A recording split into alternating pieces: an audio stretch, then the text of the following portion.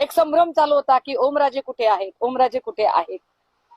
ओमराजे निंबाळकरांच्या संबंधाने आम्हाला सगळ्यांना असं वाटत होतं की ते हलणार नाहीत.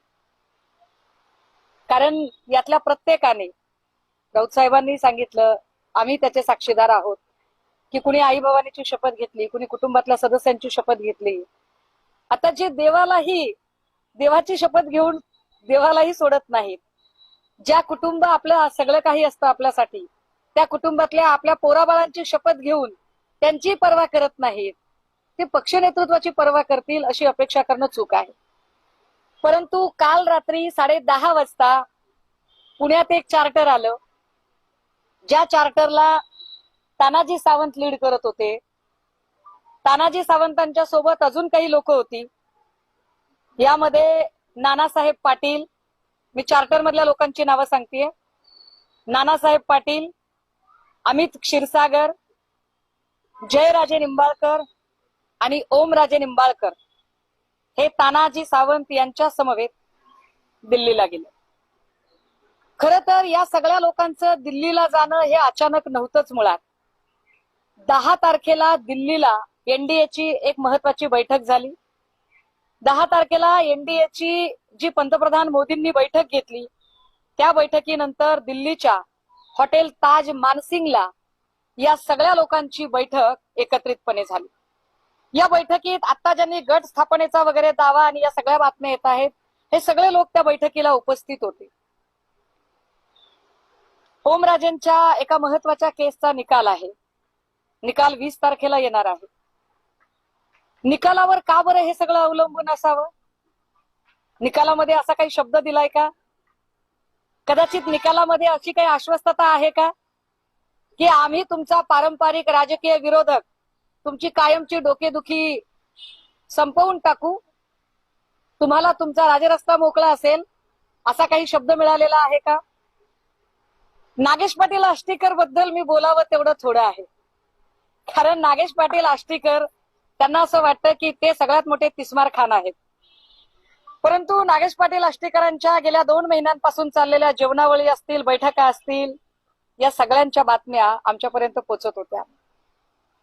मी दिल्लीत नसले तरी दिल्लीत तुमचे 500 असतील, आमचे 50 तरी असतील. त्यामुळे तुमची जेवणावळी कुठे झाल्या, तुमच्या बैठका कुठे झाल्या, या सगळ्या टीमचे मुख्य कॅप्टन संजय देशमुख आणि या सगळ्या टीमचे व्हाईस कॅप्टन नागेश पाटील आष्टीकर. ज्या आष्टीकरांनी परवा दिवशी सुद्धा रात्री फोन केला संध्याकाळी 7 वाजता आणि मला असं सांगितलं की ताई, नांदेडमध्ये लोहवंदेंच्या घरातली 2 मतं आहेत, तुमचे आणि लोहवंदेंचे संबंध चांगले आहेत, तुम्ही तेवढं त्यांना सांगा की रेखाताई लोहवंदेचं मत माझ्या पोराला मिळालं पाहिजे, माझं पोरग विधान परिषदेला उभं आहे. सगळं काही समजून उमजून सुद्धा मी नागेश पाटलांचं बोलणं ऐकत होते. कारण नागेश पाटील चक्क लोकांना वेड समजून वेड्यात काढण्याचा प्रयत्न करतायत. त्यांना असं वाटत होतं की ते ओव्हर स्मार्ट आहेत, पण ही सगळी गोष्ट आम्हाला कळत होती. विशेष काल सकाळी नागेश पाटलांनी पक्ष नेतृत्वाला फोन केला. पक्ष नेतृत्वाला सांगितलं की सुषमाताईंना कृपया आपण सांगा की नांदेडला स्थानिक स्वराज्य संस्थांची जी 2-3 मतं आहेत ती त्यांनी तिथे फोन करावा. जे लोक म्हणतात की पक्ष नेतृत्व संपर्कात नव्हतं, तर मग पक्ष नेतृत्वाने तातडीने मला फोन कसा केला? नागेश पाटलांच्या संपर्कात एवढं सगळं होऊन नागेश पाटील आपल्याशी बैमानी करणार आहेत हे माहीत असून सुद्धा पक्ष नेतृत्वाने नागेश पाटलांना शब्द दिला की हो, मी सुषमाताईंशी बोलतो. पक्ष नेतृत्वाने मला फोन केला, सांगितलं की ताई नांदेडमध्ये फोन करा. मला हे सगळं समजत होतं, तरीही माझ्या नेतृत्वाला मी किती दुखवायचं, माझ्या नेतृत्वाला अजून मी किती वेदना द्यायच्या, हे समजून उमजून मी त्यांच्याशी काहीही न बोलता म्हटलं, सर होय मी बोलते, मी सांगते सर त्यांना. विशेष काल संध्याकाळी 7:15 वाजता पुन्हा एकदा नागेश पाटलांचा फोन आला पक्ष नेतृत्वाला, साहेब तेवढं तुम्ही फोन केला ना, म्हणजे किती किती ओव्हर स्मार्टनेस दाखवावा, त्याला काही लिमिट? म्हणजे जे लोक म्हणतात की पक्ष नेतृत्वाचा संपर्क वगैरे, अरे दादा हो, सगळ्यांचा संपर्क होता, पण जर इतकं जर गोड बोलून जर लोक शांतीत क्रांती करत असतील, ह्याला क्रांती म्हणत नाही, त्याला चापलुसी म्हणतात. नागेश पाटलांचे काही आडाखे असतील, संजय देशमुखांचे आडाखे तर अगदी खूप बाळाचे पाय पाळण्यात दिसतात म्हटल्यासारखे ते आधीपासून कळत होते. आणि या सगळ्यांनी साईबाबाची शपथ घेणारा गृहस्थ, जिकडे गुलाल तिकडे चांग भलं, कार्यक्रम यशस्वी झाला तर सगळ्यात पहिला मी मी मी म्हणणार. कार्यक्रम जर यशस्वी नाही झाला तर मी नव्हतोच असे म्हणून बाजूला होणार. अशा पद्धतीचा साईबाबाची शपथ घेणारा तो प्राणी. हे सगळेच लोक, या सगळ्या लोकांच्या हालचालींवर आम्ही 2 महिन्यांपासून बारीक लक्ष ठेवून होतो. कदाचित संजय देशमुखांना राज्यमंत्री पद खुणावत आहे का? संजय दिना काय, म्हणजे एसआरएचे खूप सारे मुंबईत प्रकल्प चालू आहेत. नेमकं कुणाचं काय ते अजून कळायचं बाकी आहे.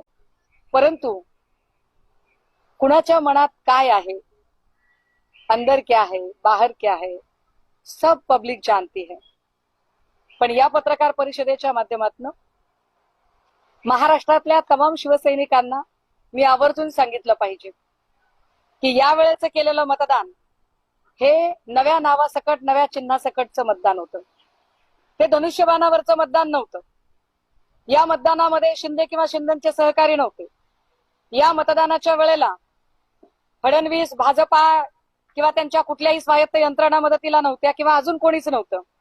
हे मतदान आम्ही आमच्या ताकदीवर घेतलेलं मतदान होतं. हे मतदान शिवसैनिकांचं मतदान होतं. शिवसैनिकांनी रक्ताचं पाणी करून 9 खासदार आणि 20 आमदार निवडून आणलेले. त्यामुळे शिवसैनिकांना पूर्ण अधिकार आहे या लोकप्रतिनिधींच्या घरात घुसून त्यांना जाब विचारायचा. आणि शिवसेना स्टाईल घरात घुसलं पाहिजे एकेकाच्या, आणि घरात घुसून जाब विचारला पाहिजे की तुम्हाला असं काय कमी पडलेलं होतं. चिन्ह नवीन असताना एका नव्या चिन्हाला ब्रँडिंग करायचं काम इथल्या फाटक्या शिवसैनिकांनी केलंय. एका नव्या चिन्हाला, नव्या नावाला घेऊन त्याचा ब्रँड बनवण्याचं काम इथल्या फाटक्या आणि उपाशी पोटी काम करणाऱ्या शिवसैनिकांनी केलंय. त्यामुळे शिवसैनिकांना घरात घुसून जाब विचारायचा अधिकार आहे आणि घरात घुसून जाब विचारला पाहिजे. आणि या सगळ्या ज्यांना वाटतंय की आपण फार मोठा तीर मारलाय, त्या सगळ्यांचे फोन नंबर आम्ही सगळ्या शिवसैनिकांना देत आहोत. कारण हा प्रश्न आता तुम्ही आमच्या भावनांशी खेळताय. इजा झाला, बिजा झाला, दर वेळेला भाजपामध्ये एवढी ऐपत नाहीये का की स्वतःचे नेते तुम्ही घडवावे. जातीवंत शेतकरी म्हणून आम्ही दरवेळेला पेरत जाणार, आम्ही मशागत करणार, कोळपणी, निंदणी, बीज पेरणी, खुरपणी सगळं आम्ही करणार. आणि पीक घाट्या हुरड्यात आल्यावर आयती कणस चोरायला तुम्ही येणार. तर तुम्हाला शिवसैनिकांनी घरात घुसून जाब विचारला पाहिजे आणि शिवसैनिक तो जाब विचारते. ओमराजे निंबाळकरांचं तुम्ही नाव घेतलं, थेट त्यांचं नाव घेतलंय. ओमराजे निंबाळकर हे निष्ठावंत शिवसैनिक ठाकरेंचे म्हणून ओळखले जायचे. काल रात्रीपासून नॉट रिचेबल आहे. जे ओमराजे अगदी 12 वाजता जनतेचे कॉल उचलायचे ते आता माझा कॉल कधी घेतला नाही बरं का ओमराजेंनी. हा पुढे आता ते नॉट रिचेबल आहेत. म्हणजे ओमराजे निंबाळकर दिल्लीला, कारण ते बऱ्याच जणांना असं सांगतात की मी अजूनही पुण्यात आहे, मी अजूनही पुण्यात आहे. पण समजायचं काय नेमकं, हा संभ्रम का आहे? मी ओमराजे निंबाळकरांना सकाळपासून फोन करण्याचा प्रयत्न करते. ओमराजेंना मी फोन केला पण माझा फोन उचलला गेला नाही. ओमराजेंच्या सोबत त्यांच्या धाकट्या भावाप्रमाणे, सावलीप्रमाणे सोबत असणारे कैलासदादा पाटील यांना मी फोन केला होता. मी त्यांच्याशी सकाळी बोलले. मला कैलासदादांनी सांगितलं, ताई मी दुसऱ्यांची गॅरंटी काय देऊ शकतो, मी फक्त माझी गॅरंटी देऊ शकतो. त्यामुळे कैलास पाटलांच्या बोलण्यातली संदिग्धता काय ती बरीचशी बोलकी आहे. याच्या उपर जर असं वाटत असेल की नाही मी नाहीये त्यापैकी मी नाहीये, तर गट स्थापन करायला किमान 6 लोक लागतात. मग ते 6 कोण आहेत? गट स्थापन झाला हा दावा कुठून येतोय? नाही, प्रश्न असा आहे ना की जर नाहीयेत तर ते समोर येऊन का सांगत नाहीयेत? माझा प्रश्न तोच होता. नाही, ते समोर येऊन का सांगत नाहीत त्याचं उत्तर तेच स्वतः देतील. पण माझी माहिती मी मगाशी सांगितलं, नानासाहेब पाटील, अमित क्षीरसागर, त्याच्यानंतर जयराजे निंबाळकर आणि ओमराजे निंबाळकर या सगळ्यांच्या सह तानाजी सावंतांनी लीड केलं. आणि तानाजी सावंत चार्टरमध्ये होते. तानाजी सावंत त्यांच्यासोबत होते दिल्लीला जाताना, ही माझी माहिती आहे. या सगळ्याच्या संबंधाने बैठक 10 तारखेलाच एनडीएच्या बैठकीनंतर दिल्लीच्या हॉटेल ताज मानसिंग मध्ये पार पडलेली होती. त्यामुळे हे फार व्यवस्थित विचार करून प्रत्येकाने आपापलं पॉलिटिकल सर्व्हायव्हनेस बघून आपापल्या महत्वाकांक्षा, म्हणजे लोकांचं मॅन्डेट, लोकांचा विश्वास, लोकांच्या भावना सगळं पायदळी तुडवून ज्या पद्धतीने हे केलं गेलं. पण या सगळ्यातनं मला फडणवीसांना पुन्हा एकदा हे आवर्जून मी फडणवीसांना सांगितलं पाहिजे की फडणवीसजी, तुमच्या प्रचंड सत्ताकांक्षा होत्या, पण आता जे काही झालं त्यानंतर महाराष्ट्रातला मराठी माणूस पुढची 20 वर्ष तरी पंतप्रधान होत नसतो. कारण तुम्हाला अडवण्यासाठीचा जो स्पीड ब्रेकर आहे तो दिल्ली ते नागपूर व्हाया दरे जबरदस्तपणे टाकलेला आहे. हा स्पीड ब्रेकर शिंदे सेना ज्यांनी जन्माला घातली आणि शिंदे सेनेची सरोगेट मदर म्हणून तुमच्याच पक्षाचे नेते जे दिल्लीत वावरतात त्यांनी टाकलेला आहे. फडणवीसजी, तुम्ही जो भस्मासूर तुमच्या मुख्यमंत्री पदासाठी जन्माला घातला होता तो भस्मासूर आता तुमच्या डोक्यावर हात ठेवेल इतका बळकट झालेला आहे.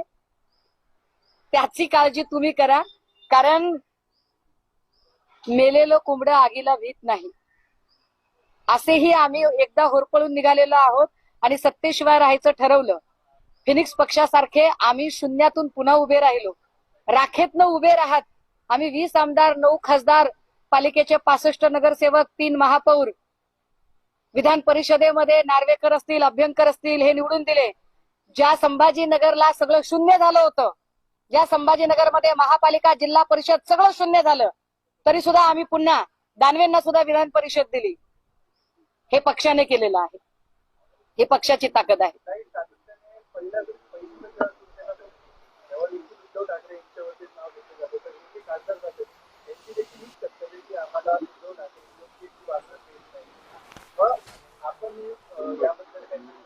नाही, हे काय असतं ना, माझ्या गावाकडे एक म्हण आहे, निनांद्याला 12 बुद्धे असतात.